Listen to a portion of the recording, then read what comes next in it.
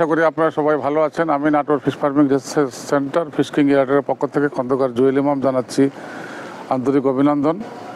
আমাদের আজকের ভিডিওর বিষয় হলো পুশওয়েভ মেশিন আমাদের পুকুরে কিভাবে কাজ করছে। এটা আমাদের নিজস্ব ফিশ রিসার্চ সেন্টার। এটা সিংড়া, নাটোর জেলা সিংড়া থানা অবগত বালিয়াবাসিয়া নামক গ্রামে।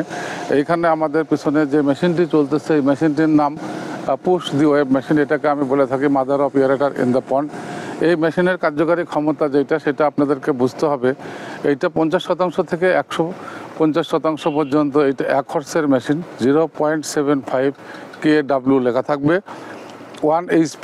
এই মেশিনটি আমাদের পুকুরে পানির তলদেশের যে বর্জ্যগুলো প্রতিনিয়ত আনইটেন ফিড, মাছের ফিশ ড্রপ অর্থাৎ পায়খানা, অর্থাৎ জৈবিক অজৈবিক পচনক্রিয়া, বিভিন্ন যে অর্গানিজমগুলো মাটিতে পড়তেছে, মাটিতে পড়ার কারণে মাটিতে যে অ্যামোনিয়াটা 0.50 থেকে 0.25 মধ্যে আমরা যদি রাখতে পারি তাহলে ভালো। সেটা আমরা কোনো চাষিরাই রাখতে পারি না। না পারার কারণে কি হয়, আমাদের পুকুরে আমরা অনিচ্ছাকৃত ইচ্ছাকৃত অনেক ফিড আমরা দ্রুত মাছ বর্ধন করব বলে প্রয়োগ করে থাকি। সেটা যেমন আমাদের একদিক থেকে ক্ষতি সাধন হয়, আর একদিকে আমাদের পুকুরগুলোতে কিন্তু আমরা ঠিকভাবে মাসিক যে চুন লবণের ডোজের পরিচর্যা সেইটাও করি না। এবং আমাদের পুকুরের যে বর্জ্য নিষ্কাশন, যে আবর্জনাগুলো জৈবিক অজৈবিক এবং মাছের পায়খানাগুলো পড়তেছে সেগুলোকেও আমরা কিন্তু কিউরিং করার জন্য কোনো পদক্ষেপ নেই না।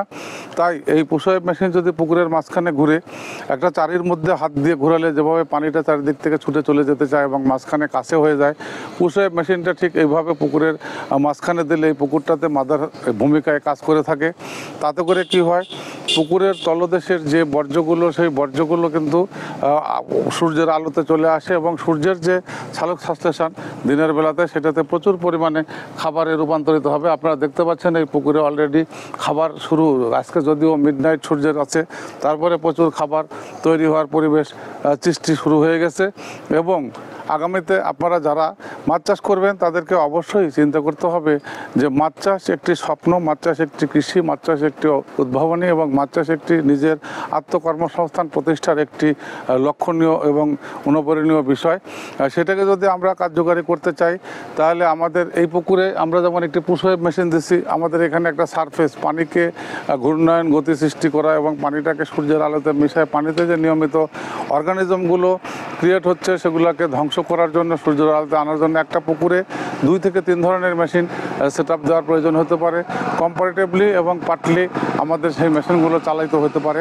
সেই বিষয়গুলো আমাদেরকে যেমন মাথায় রাখা দরকার, তেমন আমাদের পুকুরে মাসিক যে পরিচর্যাগুলো আছে, বিভিন্ন চুন লবণের ডোজ, সেইটা করা দরকার।